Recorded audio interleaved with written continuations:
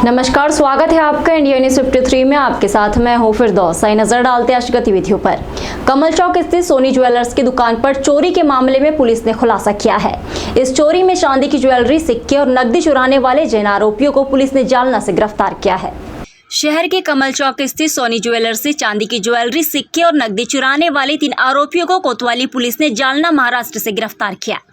साथ ही चोरी में इस्तेमाल टाटा इंडिका कार और चोरी किए गए चांदी के आइटम, नकदी सहित करीबन 5.5 लाख का माल आरोपियों से जब्त किया। पुलिस अधीक्षक बुरहानपुर राहुल कुमार लोढ़ा ने प्रेस कॉन्फ्रेंस में बताया, पुलिस ने कमल चौक स्थित Soni jewellers and repairing centre से हुई चोरी के 3 आरोपियों को सीसीटीवी फुटेज की मदद से ट्रैक कर जालना, महाराष्ट्र से गिरफ्तार किया है। 3 जुलाई 2023 को फरियादी विलास सोमवंशी ने थाना कोतवाली पर उनकी कमल चौक स्थित दुकान से अज्ञात चोरों द्वारा शटर की क्लिप तोड़कर दुकान के अंदर घुसकर अलमारी में रखे चांदी के जेवर, भगवान की मूर्तियां, चांदी के सिक्के चोरी करने की रिपोर्ट की थी। कोतवाली थाने में अज्ञात चोरों के खिलाफ केस दर्ज किया गया था। इसके लिए पुलिस टीमों का गठन किया गया। पुलिस द्वारा घटना स्थल के आसपास के सीसीटीवी फुटेज तलाशे गए। आरोपियों की कार शिकारपुरा थाने के पास इंदौर इच्छापुर हाईवे स्थित वाइन शॉप पर लगे सीसीटीवी फुटेज में कैद हो गई। आरोपीगण कमल चौक, गांधी चौक आदि स्थानों पर लगे सीसीटीवी कैमरों में भी नजर आए। कार जालना, महाराष्ट्र की होना पाई गई। कार के रजिस्ट्रेशन नंबर के आधार पर संदेहियों की तलाश शुरू की गई। पुलिस टीम ने जालना, महाराष्ट्र से चोरी में शामिल 3 आरोपियों को गिरफ्तार किया है। इसमें जावेद खान पिता अनवर खान, उम्र 38 वर्ष, निवासी इंदिरा नगर, जालना, महाराष्ट्र; मजहर खान पिता नजीर खान, उम्र 47 वर्ष, निवासी आरपी रोड, जालना, महाराष्ट्र; और मनोहर पिता प्रेम सिटाक, जाति सिकलीगर, उम्र 32 वर्ष, निवासी जमुना नगर स्टेशन के पीछे, जालना को गिरफ्तार किया गया।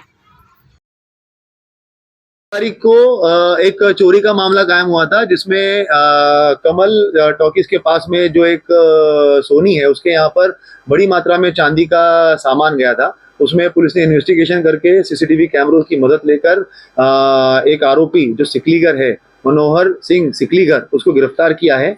वो उसके 3 साथियों के साथ में यहाँ पर चोरी करने के लिए आया था। तेजा सिकलीगर, आजाद सिकलीगर और अकाल सिंह सिकलीगर। और इनको मदद करने के लिए पीछे जो है वो एक जावेद था, जिसकी गाड़ी का इन्होंने इस्तेमाल किया था। और साथ साथ में एक मजहर खान है, जिसके द्वारा ये फर्जीवाड़ा गाड़ी का जो है वो हेराफेरी करके इसकी एक फर्जी गाड़ी मतलब अलग अलग पार्ट्स लेकर गाड़ी बनाई गई थी। इन तीनों को पुलिस ने राउंड अप कर लिया है और 3 आरोपी बाकी हैं। जल्दी उनकी भी गिरफ्तारी कर लेंगे। जनजाति विभाग में घोटाले के मामले में पुलिस ने झाबुआ के एक व्यक्ति के खाते में से 30,45,000 रुपये, तत्कालीन लेखा शाखा प्रभारी के साथ जूनियर अकाउंटेंट भी पकड़े गए हैं, जिसका खुलासा बुरहानपुर एसपी ने किया है। आदिम जाति कल्याण विभाग यानी जनजाति विभाग में हुए 4 करोड़ से अधिक के घोटाले मामले में पुलिस नए खुलासे कर रही है। अब एक नया खुलासा ये हुआ है कि झाबुआ के एक व्यक्ति के खाते में भी 30,45,000 रुपए गलत तरीके से जमा हुए थे। जब जांच हुई तो पता चला आरोपी रविकांत पिता नाना लाल सिंगार के खाते में रुपए डाले गए थे। उससे पुलिस ने 10 लाख रुपए जब्त किए हैं। आरोपी झाबुआ में खुद का पेट्रोल पंप भी संचालित करता है। प्रकरण में ये 10वें आरोपी की गिरफ्तारी हुई है। आरोपी रविकांत ने विभाग के तत्कालीन लेखा शाखा प्रभारी, जो अभी जेल में है, नारायण पाटिल के साथ मिलकर शासकीय राशि का गबन किया था। एसपी राहुल कुमार लोढ़ा ने गुरुवार दोपहर प्रेस कॉन्फ्रेंस में बताया, तत्कालीन लेखा शाखा प्रभारी नारायण पाटिल के साथ आरोपी रविकांत की मां शोभा सिंगार जूनियर अकाउंटेंट थी। उसके पिता भी बुरहानपुर में ही इरिगेशन डिपार्टमेंट में पदस्थ थे, जो रिटायर्ड हो गए हैं। पैसा सीधे आरोपी रविकांत के अकाउंट में जमा हुआ था। इसका झाबुआ में खुद का पेट्रोल पंप भी है। आरोपी से पुलिस ने 10 लाख रुपए जब्त किए हैं। उसका पीआर लेकर बाकी पैसा भी जब्त किया गया, नहीं तो पेट्रोल पंप सील किया जाएगा। लगातार जंगली क्षेत्र में हो रही बारिश के कारण बुरहानपुर के नदी नाले उफान पर है। देर शाम ताप्ती नदी का जल स्तर धीरे धीरे बढ़ने लगा, जहाँ प्रशासन ने सुरक्षा के इंतजाम किए हैं। ताप्ती नदी का जलस्तर लगातार बढ़ रहा है। गुरुवार रात ये खतरे के निशान से महज 1 मीटर नीचे बह रही थी। सुरक्षा की दृष्टि से प्रशासन ने यहाँ एनडीआरएफ और होमगार्ड की टीम को तैनात किया है। तो वही घाट तक पहुंचने वाले 5 रास्तों पर नगर निगम की ओर से चेतावनी वाले संकेतक बोर्ड लगाए गए, जिस पर लिखा है, सड़क पर पानी हो तो घाट पर नहीं जाए। ताप्ती नदी के 5 घाट प्रमुख है। इसमें राजघाट, सतियारा घाट, नागझीरी घाट, खातू घाट और पीपल घाट शामिल है। अच्छी बारिश होने के बाद ताप्ती नदी का जल स्तर बढ़ जाता है।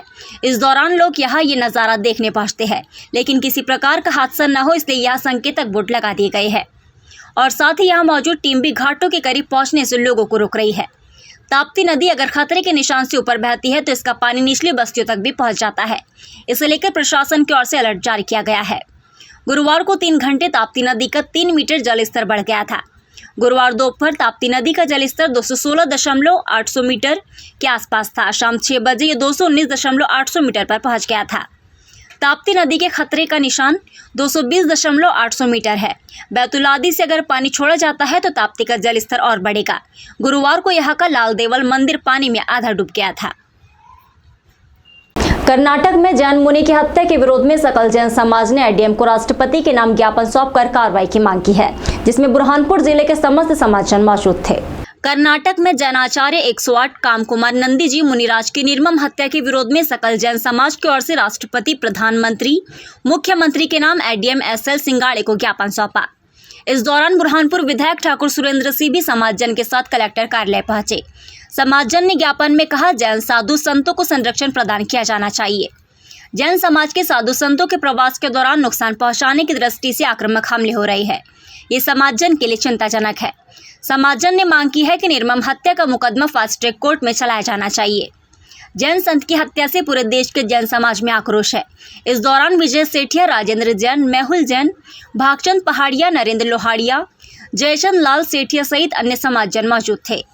विधायक ने भी कहा, कठोर कार्रवाई हो। इस दौरान बुरहानपुर विधायक ठाकुर सुरेंद्र सिंह, शेरा भैया भी समाजजन के साथ पहुंचे और मांग की कि जैन संतों को सुरक्षा प्रदान की जाना चाहिए।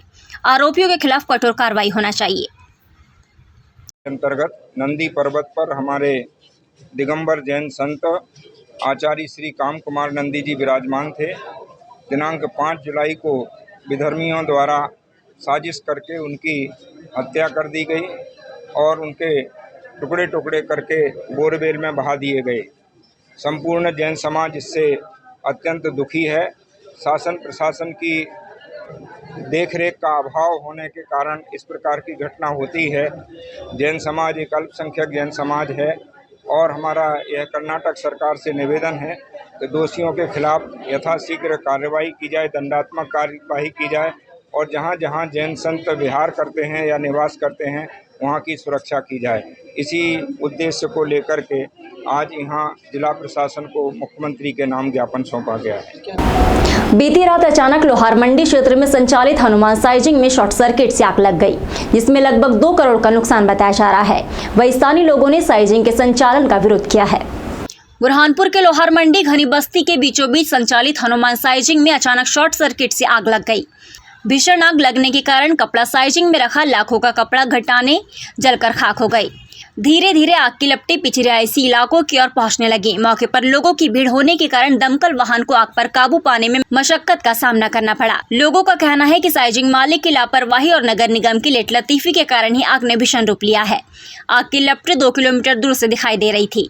लपटों से निकलने वाला धुआं लोगों के घरों में पहुंच रहा है, जिस कारण लोगों को परेशानी का सामना करना पड़ा। साइजिन संचालक रोहित पोद्दार है और उनकी संचालित इस साइजिन में आग लगी है। यह लूम के कपड़े को तैयार किया जाता है और बड़े बीम भी तैयार किए जाते हैं जो लूम की मशीनों में लगते हैं, फिर कपड़ा तैयार होता है।